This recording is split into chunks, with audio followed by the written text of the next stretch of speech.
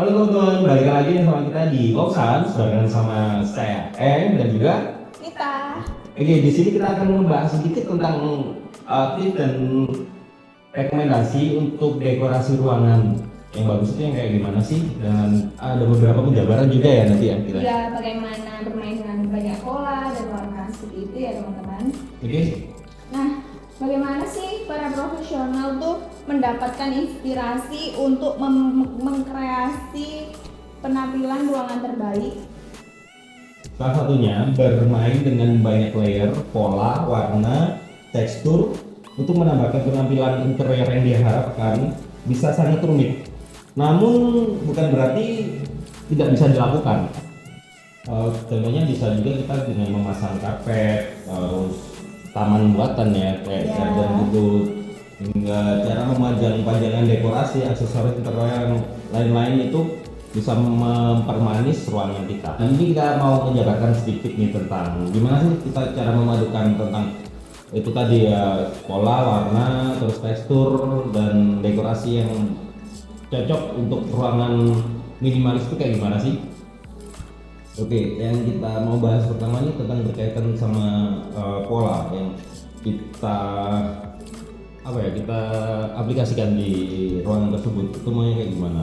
Contohnya sih kayak bisa aja kita pakai garis-garis nih di tembok atau pakai titik-titik, bintik-bintik kayak gitu. Terus ada juga tekstur kayak batu alam.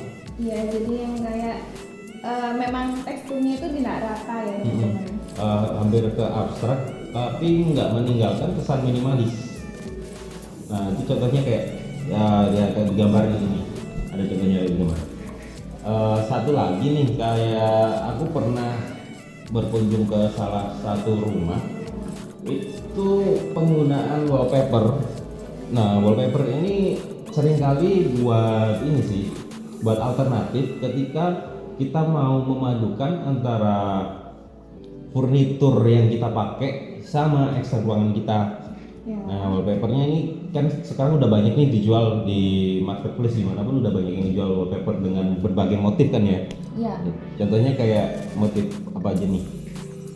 Ada garis, ada bunga ya, Ya, kayak gitu. kayak gitu lah ya teman-teman. Ya contohnya kayak di gambar-gambarnya ini. Nah motif-motifnya wallpaper kayak gini.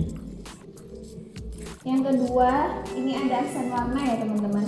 Jadi mungkin kita seringkali lebih memilih warna-warna yang netral, yang masih menenangkan gitu ya. Tapi ada juga orang itu yang nggak suka karena dia itu terkesan kaku. Jadi kita harus memadukan satu sisi dengan sisi yang lain itu dengan menggunakan misalnya dua warna seperti itu. Tapi warnanya itu emang yang masih nyambung ya teman-teman, jadi masih satu tone. Kayak misalkan nih biasanya warna-warna pastel nih yang lebih mudah untuk di di mix sama ya, kayak misalkan warna Tosca kayak gitu kan, itu bagus nih kalau kita asingkan untuk ruangan kita. Tergantung ruangannya juga nih, antara ruang tamu atau dekorasi di kamar itu kan berbeda nih. Paling enggak kalau misalkan di ruang tamu kita juga mengaplikasikannya itu juga menyesuaikan dengan furnitur yang mau kita pakai. Misalnya kita yang sekarang sering kita lihat nih itu kayak furnitur dengan tema Skandinavian dengan ya kayak gini nih contohnya. Nah itu kan aksen warnanya nih ada perpaduan nih antara warna-warna kayu, terus untuk kainnya juga menyesuaikan juga kan.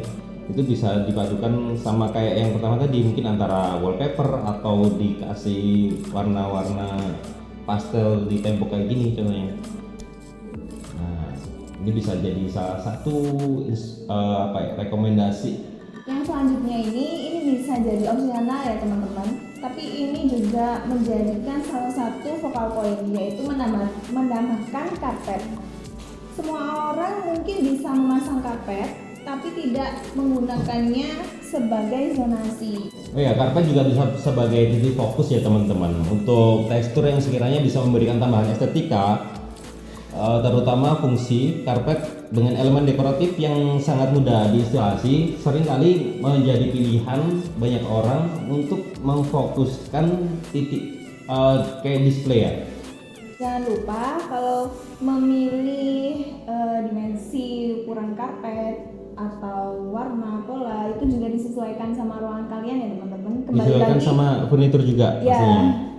kembali lagi pada poin yang sebelum-sebelumnya tadi. Oke, selanjutnya itu gimana sih cara kita memilih sofa yang sesuai dengan ruangan kita.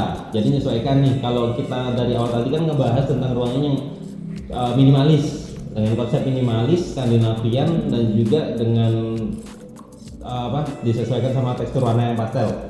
Nah, sofa ini juga berpengaruh teman-teman. Kalau misalkan teman-teman punya ruangan minimalis tapi sofanya kayak gini nih contohnya, ini kan nggak cocok nih ditaruh di ruangan minimalis nih. Jadi paling enggak kalau misalkan teman-teman udah kasih konsep yang minimalis, sofanya paling enggak pakai yang Skandinavian, itu udah bagus nih. Contohnya kayak gini nih gambarnya. Nah, bagus kan. Kita juga bisa menambahkan kayak artificial flower. Contohnya ya ini nih kayak gini. Udah banyak nih dijual di pasaran. Ya, banyak juga di marketplace ya. Artificial flower itu di ruangan yang sekiranya memang kosong, jadi jangan ditaruh di ruangan yang kiranya sudah banyak pola seperti itu. Kayak mungkin bisa ditaruh di pojok atau di samping sofa kayak gini jatuhnya. Nah, teman-teman kayak gini. Terus ini juga sih penggunaan artificial flower ini menurut aku pribadi itu lebih efektif dibandingkan sama flower yang berat, dibandingkan sama bunga yang berat ya. Perawatannya pun juga nggak terlalu sulit kan. Lalu memadukan banyak tekstur, ruangan kan jadi jelek, Ya, jadi keramaian juga jelek nih, terus kosong juga kelihatannya hampa. kurang estetik lah gitu. Seperti itu.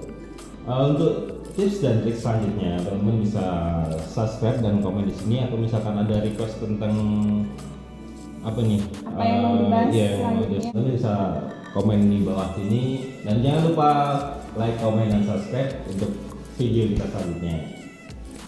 Thank you. Bye. Bye.